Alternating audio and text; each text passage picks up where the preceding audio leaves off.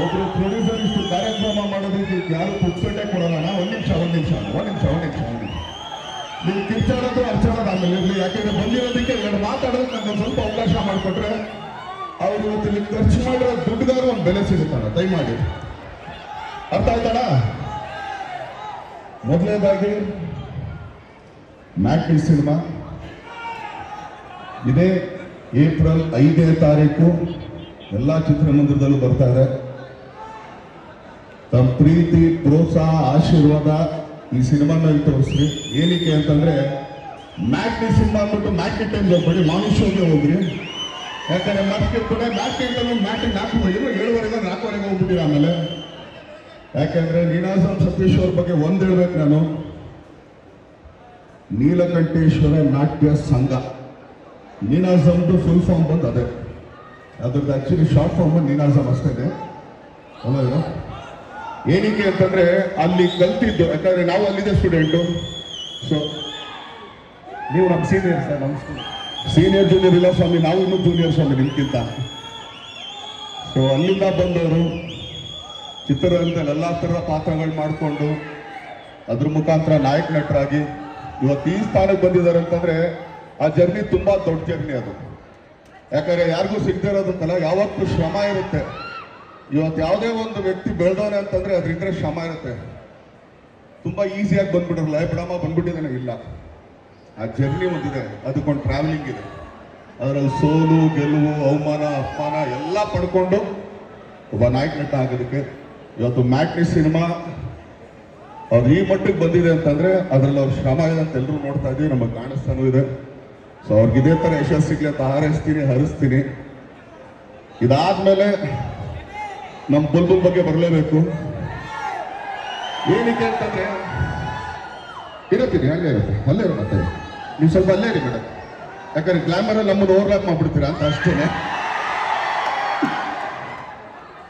ಏನಕ್ಕೆ ಅಂತಂದ್ರೆ 10 ವರ್ಷ ಒಂದು ನಾಯಕ ನಟಿ ಒಂದು ರಂಗದಲ್ಲಿ ಏನೋ ಈಜೋದಾಗ್ಲಿ ಜಯಿಸೋದಾಗ್ಲಿ ತುಂಬಾ ಕಷ್ಟ. ಅಂದ್ರೆ ಕಷ್ಟ ಅಂತಂದ್ರೆ ಮೇಂಟೈನ್ ಮಾಡ್ಕೊಂಡು ಹೋಗ್ಬೇಕಲ್ಲ ಅಂತ. ನಾವು ಬುಲ್ಬುಲಲ್ಲಿ ಏನ್ ನೋಡೋದು, ಇವತ್ತು ಮ್ಯಾಟ್ನಿಲ್ ಆಗ್ಬೋದು ಅದೇ ಥರನೇ ಕಾಣಿಸ್ತಾ ಇದ್ದಾರೆ.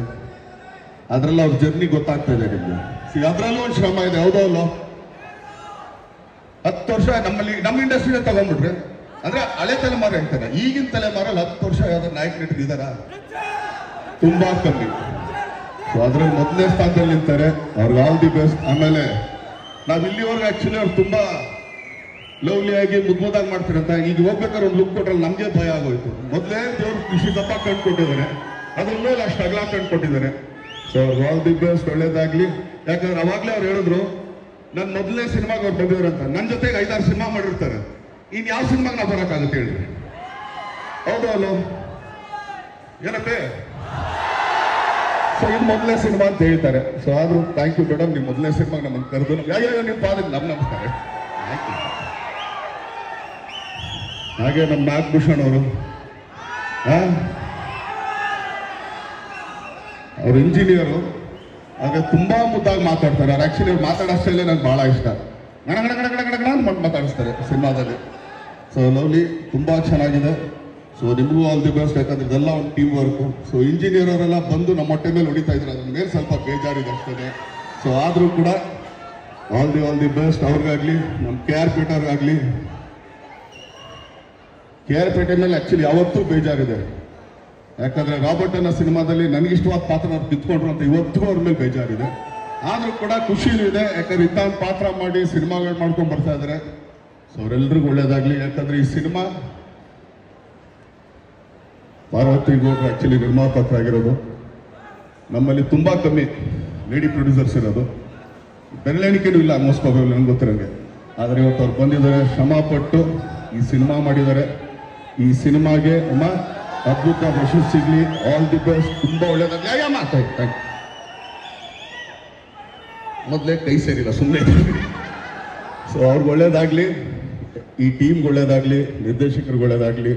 ಯಾಕಂದ್ರೆ ಒಂದು ಸಿನಿಮಾ ಸಕ್ಸಸ್ ಆದಾಗ ಅದರ ಕೆಲಸ ಮಾಡಿದಂಥ ಪ್ರತಿಯೊಬ್ಬರಿಗೂ ಕೂಡ ಆ ಯಶಸ್ಸಿನ ಒಂದು ಹೆಗಲು ಸಿಗುತ್ತೆ. ಸೊ ಮ್ಯಾಟ್ನಿ ಸಿನಿಮಾ ತುಂಬ ದೊಡ್ಡ ಯಶಸ್ಸಾಗಲಿ. ಯಾಕಂದರೆ ಹಾರರ್ ಟ್ರೆಂಡಿಗೆ ಆಕ್ಚುಲಿ ಸ್ವಲ್ಪ ಇಲ್ಲ. ಸೊ ಮೋಸ್ಟ್ಲಿ ಹಾರರ್ ಸಿನಿಮಾ ಅಂತಂದ್ರೆ ಇದೆ ಅಂತ ಕಾಣಿಸ್ತದೆ ಈ ವರ್ಷಕ್ಕೆ. ಸೊ ಇದು ತುಂಬಾ ದೊಡ್ಡ ಯಶಸ್ಸು ಸಿಗಲಿ ಅಂತ ತಮ್ಮ ಪ್ರೀತಿ, ಪ್ರೋತ್ಸಾಹ, ಆಶೀರ್ವಾದ ಇದೇ ಥರ ಎಲ್ಲರ ಮೇಲೆ ಇರ್ಲಿಕ್ಕೆ ಕೇಳ್ಕೊಳ್ತೀನಿ. ಥ್ಯಾಂಕ್ ಯು, ತುಂಬಾ ಧನ್ಯವಾದಗಳು. Thank you.